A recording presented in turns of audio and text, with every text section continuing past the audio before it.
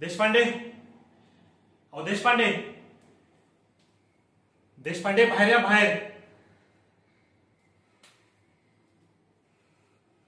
देशपांडे, देशपांडे कुठं आहे तो?